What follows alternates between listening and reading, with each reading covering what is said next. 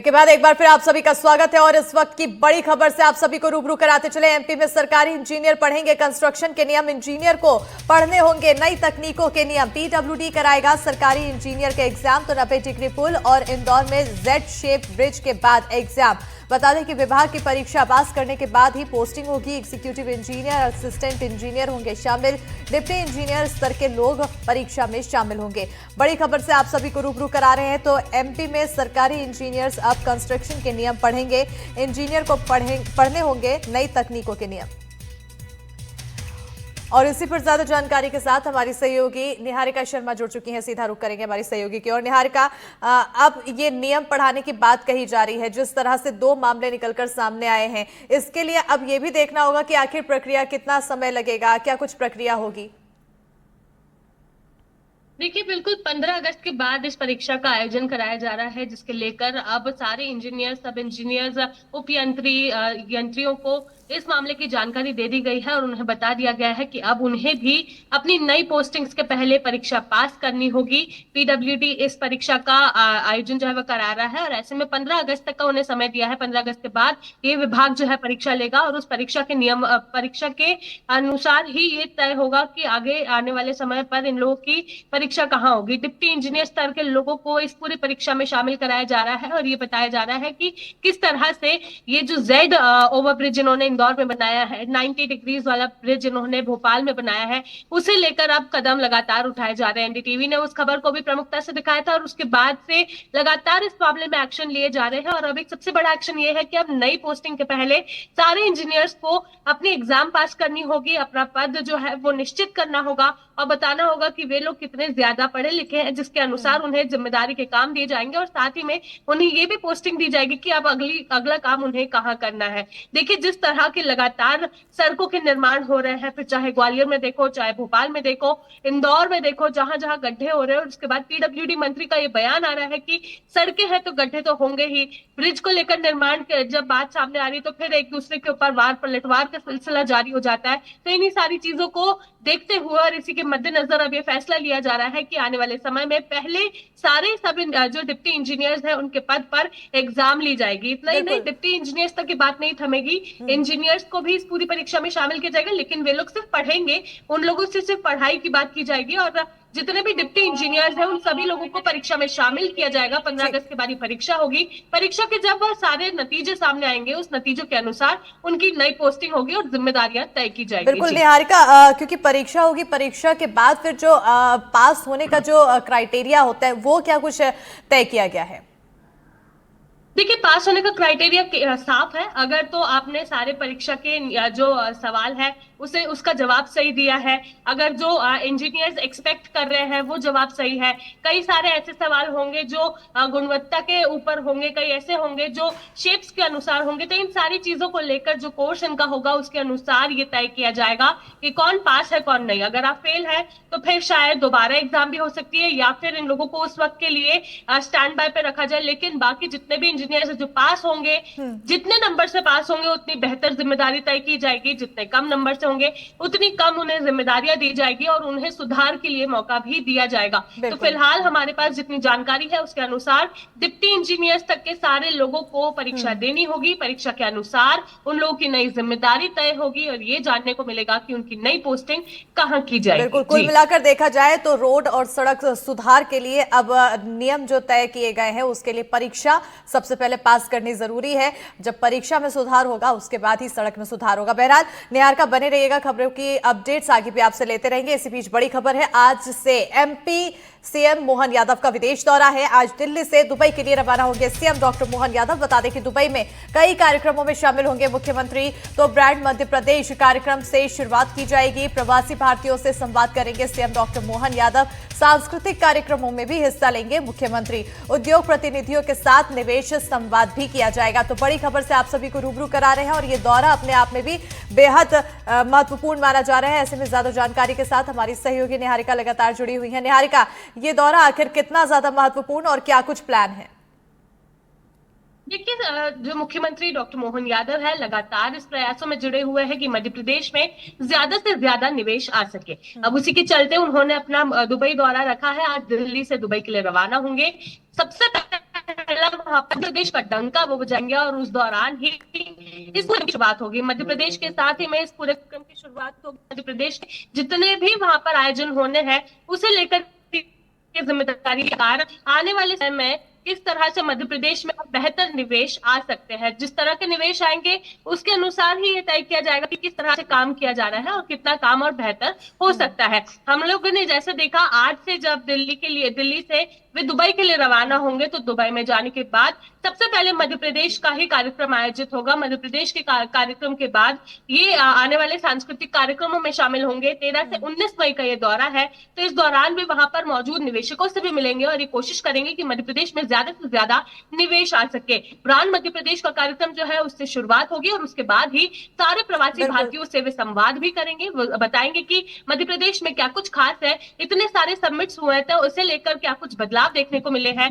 कितना निवेश आ चुका है और अब फिलहाल आगे का मध्य प्रदेश के लिए क्या प्लान है। चूंकि हम हमेशा से ये बता रहे हैं कि 2047 का लक्ष्य लेकर सीएम डॉक्टर मोहन यादव भी काम कर रहे हैं और पूरा देश के सारे जनप्रतिनिधि काम करे, सारे नेता काम करे, सारे नेता सारे जनप्रतिनिधि काम करे और निवेश पर खासा फोकस है। और अभी क्योंकि दुबई पहुंचेंगे और उसके बाद स्पेन का भी जिक्र किया गया है, स्पेन भी पहुंचेंगे निहारिका।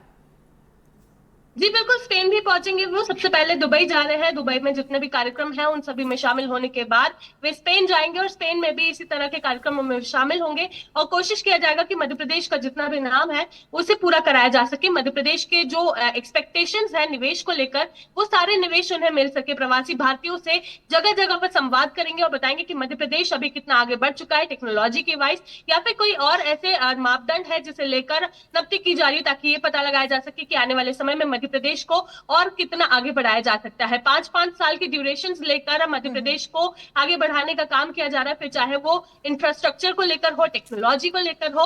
और यही कारण है कि अब डॉक्टर मोहन यादव जो हमारे मुख्यमंत्री है, सूबे के मुखिया है, वे दुबई पहुंचे हैं और दुबई के बाद वे स्पेन जाएंगे। बिल्कुल, बहुत शुक्रिया निहारिका तमाम जानकारी देने के लिए। तो लगातार दौरों का दौर जारी है, आगे इस दौरे के बाद और कितना निवेश होता है इस पर भी नजर बनी रहेगी। खबरों में आगे बढ़ेंगे मंडला से बड़ी जानकारी, जहां विधायक के आवभगत में नगर पालिका की करतूत देखने को मिली है। बंगला आवंटित होते ही दमकल वाहन से धुलवाया बंगला। कांग्रेस विधायक चैन सिंह बरकड़े के बंगले को धुलवाया गया तो नगर पालिका के सीएमओ गजेंद्र नवदे का अजीब बयान भी सामने आया।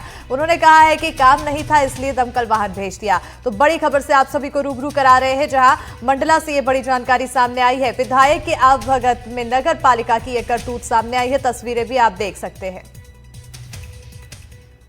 पीडब्ल्यूडी का कुछ काम चल रहा था तो वहाँ कहीं पानी वानी की आवश्यकता पड़ी थी, तो उस समय अभी कोई टैंकर वगैरह नहीं था तो वो गाड़ी गई थी जरूर, लेकिन फिर पानी वानी दे के वापस आ गई।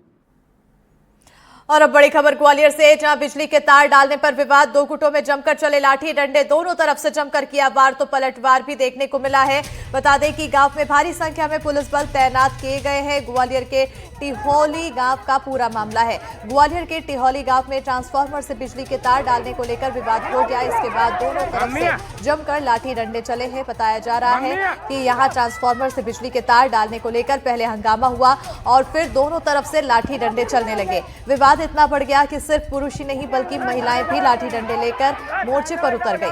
उधर गांव में तनाव की स्थिति को देखते हुए भारी संख्या में पुलिस बल तैनात कर दिया गया।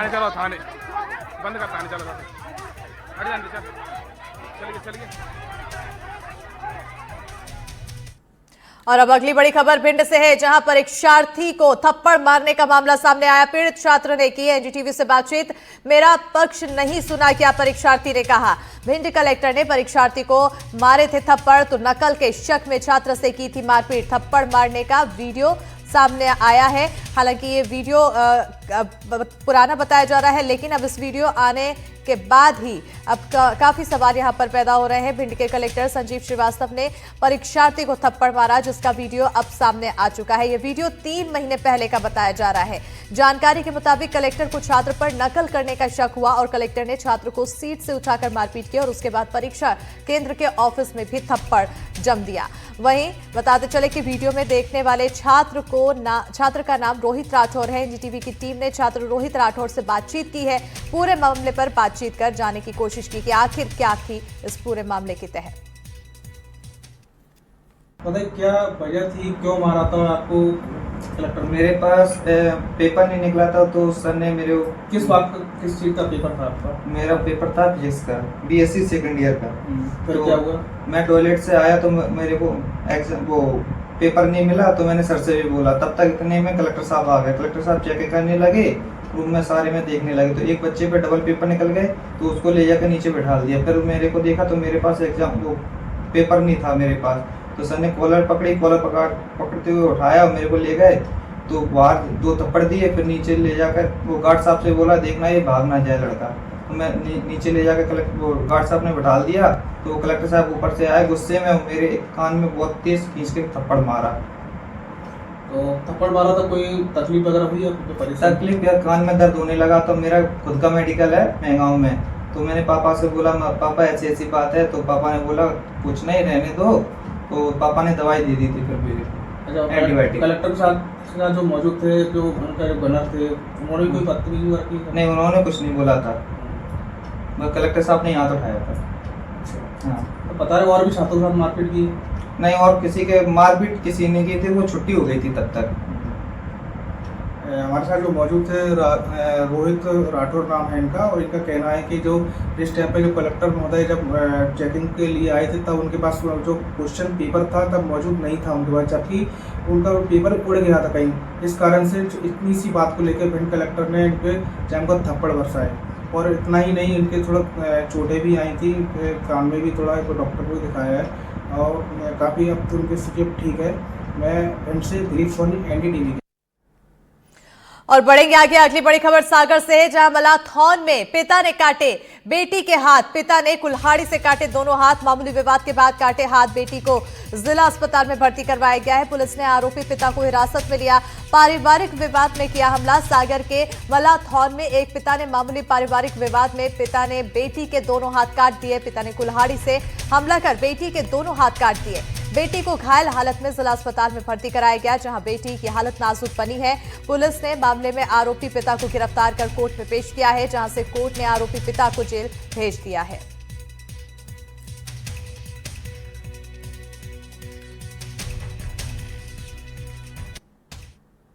हमारी डायल 100 में सूचना देखी कि एक पिता ने अपनी पुत्री को कुल्हाड़ी से मारपीट करके प्राण घातक चोटें पहुँचाई है। उनको हॉस्पिटल ला रहे हैं, तो हम लोग स्टाफ को लेकर सभी मालथौन अस्पताल गए, जहाँ पे एक बच्ची जिसका नाम संध्या था, उससे पूछताछ की। उसने बताया कि उसकी माँ से उसके पिता राम बहार का विवाद हो गया था, तो बच्ची ने कुछ बीच में बोल दिया होगा, तो बच्ची के साथ जो है उसने कमरे के अंदर ले जाके उसको कुल्हाड़ी से 7-8 वार किए और उसको बच्ची को सागर रेफर कर दिया था। अभी BMC में उसका इलाज चल रहा है। काफ़ी गंभीर चोटें बच्ची की आई हैं और आरोपी को हमने अपनी गिरफ्त में ले लिया है। बढ़ेंगे आगे और अब खबर कोंडागांव से है, जहां मर्डर केस में सनसनीखेज खुलासा हुआ। पत्नी ने प्रेमी के साथ मिलकर की थी हत्या। आरोपियों की अलग अलग जगह से गिरफ्तारी की गई है। 30 जून को जंगल में मिला था अज्ञात का शव, तो धमतरी निवासी धर्मवीर के रूप में हुई थी पहचान। पुलिस ने मामला दर्ज कर शुरू की थी जांच। बड़ी खबर से आप सभी को रूबरू करा रहे हैं। मर्डर केस में सनसनीखेज खुलासा हुआ। पत्नी ने प्रेमी के साथ मिलकर की थी हत्या, ये बड़ी जानकारी सामने आई है। आरोपियों की अलग अलग जगह से गिरफ्तारी की गई है। 30 जून को जंगल में एक अज्ञात शव मिला था, जिसके बाद खोजबीन की जा रही थी, जांच की जा रही थी, लेकिन अब ये बड़ा खुलासा हुआ है, जहां बताया जा रहा है पत्नी ने प्रेमी के साथ मिलकर हत्या की वारदात को अंजाम दिया। विदेश मरकाम ने एक महिला के साथ लगातार बातचीत हो रही थी उसका, तो फिर महिला का डिटेल्स भी हम ले लिए हैं। एंड कोइंसिडेंटली वो महिला है, इसका पत्नी है, इसका धर्मवीर नेताम जो मृतक है इसका पत्नी है। हमको जैसे मतलब थोड़ा थोड़ा क्लू मिल रहा था कि ये दोनों बहुत लगातार कांटेक्ट में है। एक दिन हमको ये पता चला कि अब 1 डे बैक कि धर्मवीर नेताम इधर दमतरी तरफ जा रहा था, वहां तमिलनाडु से तो जा रहे थे, तो कोंडागांव बस स्टैंड में हमने इंटरसेप्ट किए हैं और उनको पकड़ लिए हैं। पकड़ के जैसे हमारा पूछताछ में ये पता चला है कि सही में ये दोनों लोग क्या है, एक दूसरे से प्यार करते हैं, बहुत दिन से 3-4 साल से रिलेशन में है।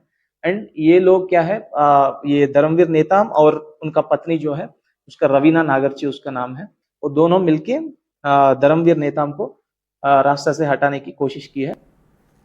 और अब भिंड से बड़ी खबर है, जहां बीईओ राजवीर शर्मा का रोने का वीडियो सामने आया है। बीईओ रोते हुए बोले, मेरा बेटा होता तो बदला लेता।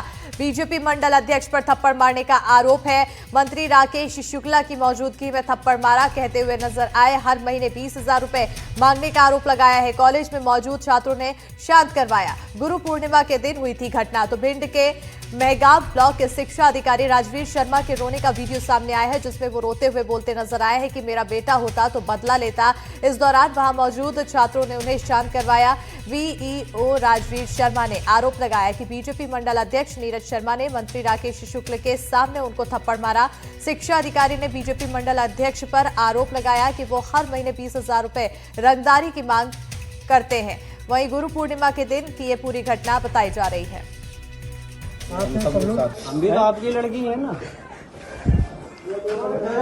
लड़कियां हैं, उससे गाड़ी भी नहीं चल रही थी, इधर उधर हो रही थी, धीरे धीरे गाड़ी ना मेरे हाथ में। आप चिंता न करो, साथ में सब लोग साथ में।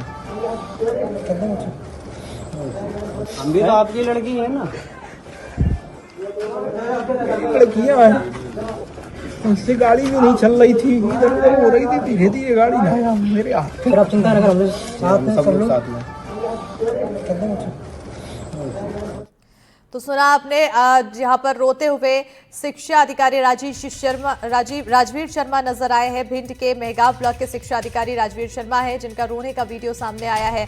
जो छात्र हैं वो उन्हें चुप कराते हुए नजर आ रहे हैं, लेकिन इस दौरान उन्होंने कहा कि मेरा बेटा होता तो बदला लेता। बताते चले कि बीईओ राजवीर शर्मा ने आरोप लगाया है कि बीजेपी मंडल अध्यक्ष नीरज शर्मा ने मंत्री राकेश शुक्ला के सामने उन्हें थप्पड़ मारा, जिसके चलते उन्हें काफी बुरा लगा। इसी पर ज्यादा जानकारी के साथ सहयोगी दिलीप सोनी फोन लाइन पर जुड़ चुके हैं। दिलीप, ये वीडियो सामने आया है और अब वीडियो सामने आने के बाद कई तरह की चर्चा, आरोप है रंगदारी मांगने का भी।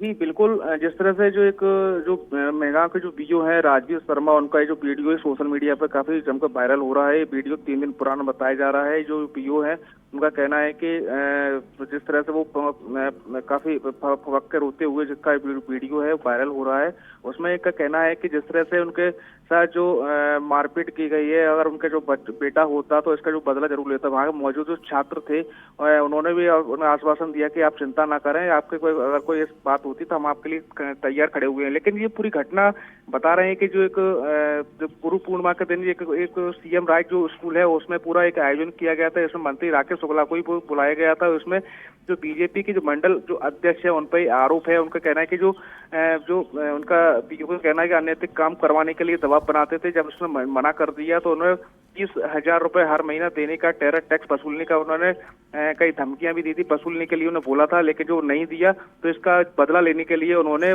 गुरु पूर्णिमा वाले दिन जो कार्यक्रम चल रहा था, कार्यक्रम के बीच में उन्होंने जमकर मुझे थप्पड़ मारा। इसका सीसीटीवी फुटेज जो है सीएम राइट स्कूल में जो लगे कैमरे में कैद हो गया था, लेकिन इसमें किसी प्रकार कोई शिकायत दर्ज नहीं हुई है। और बताया जा रहा है, आरोप लगा रहे हैं कि जो मंडल अध्यक्ष ने जो सीसीटीवी फुटेज को भी डिलीट करने का भी उन पर आरोप लगाया कि डिलीट कर दिए गए हैं, जिससे कि जो सच्चाई सामने ना आ सके। जी बिल्कुल, बहुत शुक्रिया दिलीप तमाम जानकारी देने के लिए। तो अब इस पूरे मामले पे आगे और क्या कुछ देखने को मिलेगी कार्रवाई, उस पर भी नजर बनी रहेगी। खबर में आगे बढ़ेंगे। सागर से खबर है, जहां एनडीटीवी की खबर का बड़ा असर हुआ है। जैसी नगर ब्लॉक में सड़क का होगा निर्माण। पड़रई में देवल चोरी की जोड़ने वाली एक सड़क है। बताते चले कि एनडीटीवी ने दिखाई थी बदहाल सड़क की खबर। ग्रामीण यांत्रिकी विभाग ने निरीक्षण किया तो वहीं जल्द निर्माण कार्य शुरू करने का आश्वासन भी दिया गया है। बड़ी खबर से आप सभी को रूबरू करा रहे हैं, जहां आपको बताते चले कि एनडीटीवी की खबर का असर देखने को मिला है। पड़रई से देवल चोरी को जोड़ने वाली ये सड़क है। जैसी नगर ब्लॉक में सड़क का निर्माण किया जाएगा। एनडीटीवी ने बदहाल सड़क की खबर दिखाई थी तो ग्रामीण यांत्रिकी विभाग ने निरीक्षण किया और जल्द निर्माण कार्य शुरू करने का आश्वासन दिया है। ऐसे में देखना होगा कि आखिर ये आश्वासन कब पूरा होता है। अरे सामान से याद बहुत आवे में लेकिन नहीं पा रहा है अब जब कर। कितने समय से ये ऐसी स्थिति है? 2-3 साल हो गए हैं। लेकिन यहाँ पे बोर्ड तो लग चुका है कि रोड बन गया है। बोर्ड लगो है, बोर्ड पर देखा जाता बन गया, वो बनो है नहीं। बढ़ेंगे आगे। अगली बड़ी खबर जबलपुर से है, जहां एनएससीबीएमसी में कैंसर मरीज परेशान है। हफ्तों तक करना पड़ा रेडिएशन थेरेपी का इंतजार। कैंसर यूनिट बार बार खराब होने से परेशानी हो रही है मरीजों को। कई दिनों से कई दिनों बाद मिल रहा है नंबर। रेडिएशन विभाग में कर्मचारियों की कमी से भी परेशानी हो रही है। तो जबलपुर के नेताजी सुभाष चंद्र बोस मेडिकल कॉलेज के कैंसर यूनिट में मरीजों को समय पर इलाज नहीं मिल पा रहा है। हफ्तों तक मरीजों को रेडिएशन थेरेपी का इंतजार करना पड़ता है।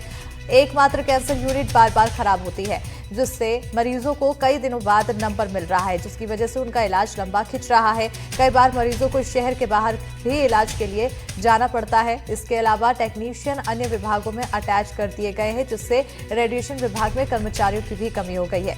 वहीं गंभीर मरीजों को भी लंबा इंतजार करना पड़ रहा है, जिससे परेशानी बढ़ी हुई है।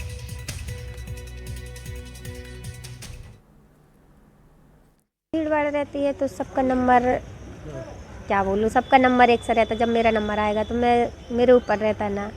अब सब लोग बैठे लेट भी हो जाते हैं। लेट अब ऐसे के जैसे कि अब वो तो जिसके कार्ड आगे डले उसी का होगा। हम लोग जैसे आगे आ जाते तो हम लोगों का। हमारे साथ डीन नवनीत सक्सेना जी हैं। डॉक्टर साहब ये बताइए कि क्या कारण है, लोग बड़ी परेशान होकर आपके पास आते हैं और आप उन्हें हफ्तों की लाइन दे देते हैं? देखिए, जबलपुर क्षेत्र महाकौशल का बहुत बड़ा SCA हमारा स्टेट कैंसर इंस्टीट्यूट बहुत बड़ा इंस्टीट्यूट है और स्टेट ऑफ द आर्ट है। जो हमारी मशीन कोबाल्ट थेरेपी की जो चल रही है वो कम से कम 30 साल से चल रही है। अब वो 30 साल से वो इतनी पुरानी मशीन है, उसका सोर्स ख़त्म हो जाता है, उसमें बहुत सारे टेक्निकल इश्यूज़ हैं।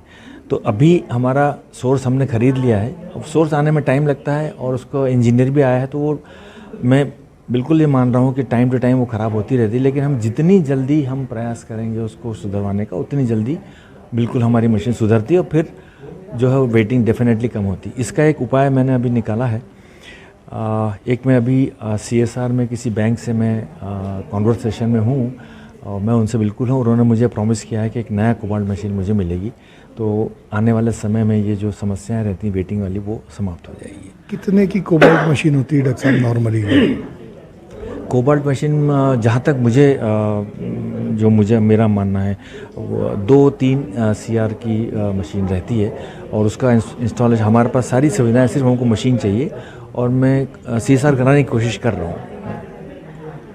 सिर्फ 2-3 करोड़ की एक मशीन के चक्कर में गरीब मरीज बहुत परेशान होते हैं। डीन नवनीत सक्सेना कोशिश कर रहे हैं कि किसी CSR से ये फंड से मशीन मिल जाए ताकि इस महाकौशल के मरीजों को लाभ मिल सके। वीरेंद्र शर्मा के साथ संजीव चौधरी, NDTV के लिए। बढ़ेंगे आगे। अगली बड़ी खबर मुरैना से, जहां घड़ियालों के बच्चों की तस्करी करते 3 आरोपी गिरफ्तार किए गए हैं। गाड़ी से 30 कछुए और 12 घड़ियालों के बच्चे बरामद किए गए हैं। वन विभाग की शिवपुरी STSF की कार्रवाई देखने को मिली है। 5 दशक में घड़ियाल तस्करी का पहला मामला है। राष्ट्रीय चंबल घड़ियाल अभ्यारण्य का यह पूरा मामला बताया जा रहा है। तो मुरैना में राष्ट्रीय चंबल घड़ियाल अभ्यारण्य में 5 दशक में पहली बार घड़ियालों की तस्करी का मामला सामने आया। वन विभाग ने गाड़ी से 30 कछुए और 12 घड़ियालों के बच्चे बरामद किए हैं। वन विभाग की शिवपुरी STSF और जौहरा वन विभाग की टीम ने छापा मारकर आरोपियों को पकड़ा है। आरोपी लग्जरी वाहन में भरकर इन जीवों को तस्करी के लिए ले जा रहे थे, जिन्हें वन विभाग की टीम ने धर दबोचा है। ज्यादा जानकारी के साथ सहयोगी उपेंद्र गौतम फोन लाइन पर जुड़ चुके हैं। उपेंद्र, क्या कुछ अधिक जानकारी? ये बिल्कुल बड़ा एक मामला सामने आया है और जो जलीय जीवों की तस्करी का एक बहुत ही बड़ा मामला है। बीते 5 दशक में जब से राष्ट्रीय चंबल घड़ियाल अभ्यारण्य स्थापित हुआ है, तब से लेकर आज पहली बार ये मामला संज्ञान में आया है, जिसमें कि घड़ियाल जो कि विलुप्त प्राय जलीय जीव हैं और वहीं जो कछुए पकड़े गए हैं, बटाकोर कछुआ जो होता है वो भी विलुप्त प्राय श्रेणी का है। और इन कछुओं को जाल से पकड़कर एकत्रित किया गया था, जिसमें कि रात को 30 घड़ियालों के शावक और 12 कछुओं के शावक सूचना मिलने पर वन विभाग के STSF दल ने स्थानीय वन विभाग के कर्मियों के साथ ये गाड़ी को रोका और उसका निरीक्षण करते हुए एक थैले में ये मटेरियल मिला और इनको पूछताछ के लिए देवरी घड़ियाल केंद्र में लाया गया। मध्य रात्रि इनको अज्ञात स्थान की ओर ले जाया गया। हालांकि इनके घरों पे जो ग्वालियर के कुछ लोग बताए जा रहे हैं, एक जिसमें आरोपी जो मऊ रानीपुर का बताया जा रहा है, इनके घरों पे भी दबिश दी गई है। वहां भी कुछ मामला मिलने की सूचना मिल रही है, लेकिन अभी अधिकृत नहीं कहा जा सकता है।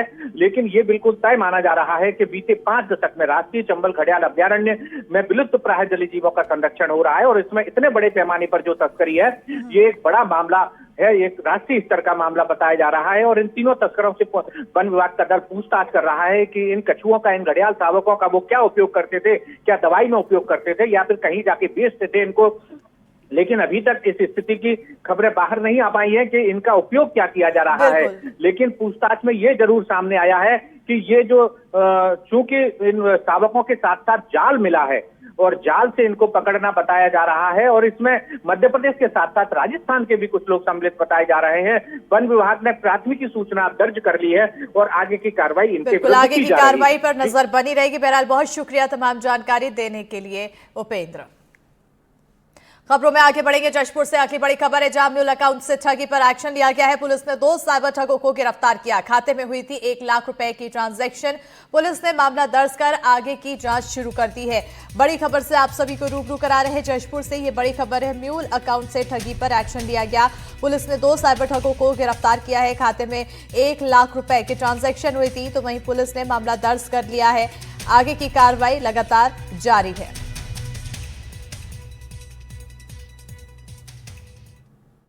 सुभाष किरकेट्टा को हिरासत में ले जाकर पूछताछ किया गया, जिस पर उसने बताया कि अपने रिश्ते के चाचा नीरज रतन टोप्पो, जो थाना सन्ना क्षेत्र के कोपा का निवासी है, उसको दिया था और उसके चाचा को भी हिरासत में लेकर पूछताछ किया गया, जिस पर जांच पर यह बात सामने आई कि इस अकाउंट का उपयोग रांची के किसी व्यक्ति के द्वारा अवैध लेन देन के लिए किया जा रहा था, जिसमें से 1 लाख रुपया का अवैध रूप से ट्रांजैक्शन हुआ है।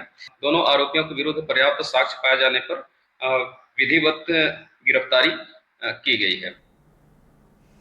और अब शहडोल से बड़ी खबर है, जहां पप्पौंद गांव में बारिश से दलदल बनी सड़क। कीचड़ से परेशान ग्रामीणों का प्रदर्शन। सड़क पर धान की रोपाई कर विरोध जताया गया। ग्रामीणों ने जनप्रतिनिधियों से नाराजगी जताई है। गांव की सड़क जल्द बनाने की मांग भी की गई है। तो बड़ी खबर से आप सभी को रूबरू करा रहे हैं शहडोल से। ये बड़ी खबर है, पप्पौंद गांव में बारिश से दलदल बनी है सड़क। तस्वीरें भी देख सकते हैं।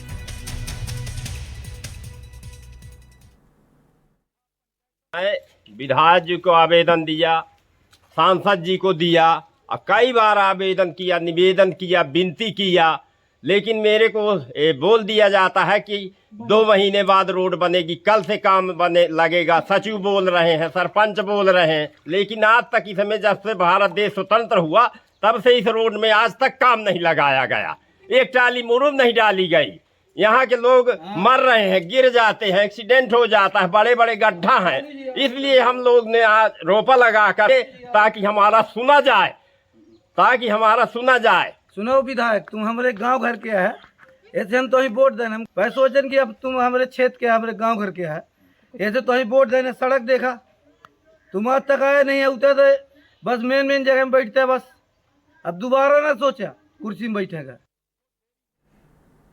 ग्वालियर के थाटेपुर स्थित 120 साल पुराने द्वारकाधीश मंदिर का पुनर्निर्माण शुरू हो गया है। भूमि पूजन कार्यक्रम में सुप्रीम कोर्ट के जस्टिस जितेंद्र माहेश्वरी और मध्य प्रदेश विधानसभा के अध्यक्ष नरेंद्र सिंह तोमर शामिल हुए। इस मौके पर नरेंद्र तोमर ने कहा कि मंदिर के विस्तार पर काम चल रहा है। उधर जाओ, उधर।